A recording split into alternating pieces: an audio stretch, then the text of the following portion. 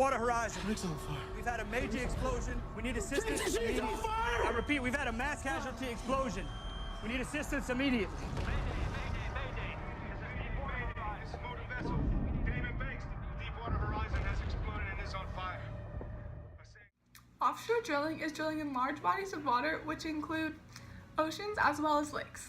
But the main places that offshore drilling is being done in is the Gulf of Mexico, the Atlantic Sea, and off the coast of Alaska. This drilling is done by drilling deep into the ocean floor to extract oil. To make sure these oil rigs are functioning properly, people and crew have to live on them for weeks at a time. Most of these oil rigs are built and operated by oil and gas companies. For them, it has proved a cost-effective way to cheaply produce oil. After a series of devastating oil spills, a ban on drilling in the Gulf of Mexico and off the coast of Alaska was passed by Congress in 1981. Unfortunately, following an economic crisis, the ban was lifted in 2008, making almost the entire U.S. oceanic region available for oil drilling. Offshore drilling must be contained to certain and few areas of the ocean because it greatly harms marine wildlife and contributes to greenhouse gases. The chance that an oil rig will malfunction or explode, causing an oil spill, is just too high to take the risk. In the next 30 years, there's a 49.2% chance that an oil spill will occur. Now, that might not seem like risky odds, but an oceanic oil spill can have a devastating effect on marine life for decades to come. We are still seeing the effect of the BP oil spill today in the form of ocean dead zones on the ocean floor. The movie Deepwater Horizon depicts the 2010 BP oil spill that killed thousands of marine animals and 11 people. In the last 2 decades, 128 people have died on offshore oil rigs because of a malfunction. This might not seem like a comparatively large number, but a life is a life nonetheless.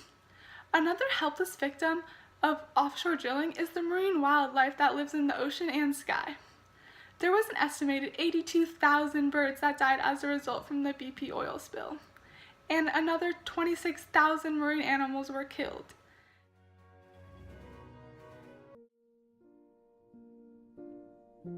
All around me are familiar faces, worn out places.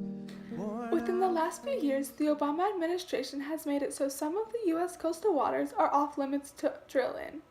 However, earlier this year, the Trump administration undid this act. Under the previous administration, so much of our land was closed to development. We're opening it up, the right areas, but we're opening it up. We're creating a new offshore oil and gas leasing program. America will be allowed to access the vast energy wealth located right off our shores. And this is all just the beginning, believe me. The golden era of American energy is now underway. A golden era where we can utilize all the oil we produce from our oceans. That sounds great, right? Wrong. What the Trump administration fails to realize is that oil rigs and offshore drilling and oil spills all cause detrimental effects to the environment. When an oil rig spills, millions of gallons of oil flow into the ocean. A cleanup effort is made, but only about 25% of the oil gets cleaned up, and the rest just sits in the ocean. This remaining oil isn't good for animals or for the environment. The oil layer on top of the water acts as an insulator and traps heat and water inside, keeping it from evaporating. This contributes to global warming by not allowing the natural cooling process to take place. Even further, offshore oil rigs produce an immense amount of carbon dioxide, which is a top greenhouse gas. Over 10 years, offshore oil rigs produce a combined amount of 26 million metric tons of carbon dioxide. This is equal to the carbon emissions of 6 million cars. There is no reason that thousands of animals have to die. There is no reason that hundreds of people have to die. There is no reason that global carbon emissions need to skyrocket. There is no reason for a mass scale of offshore drilling.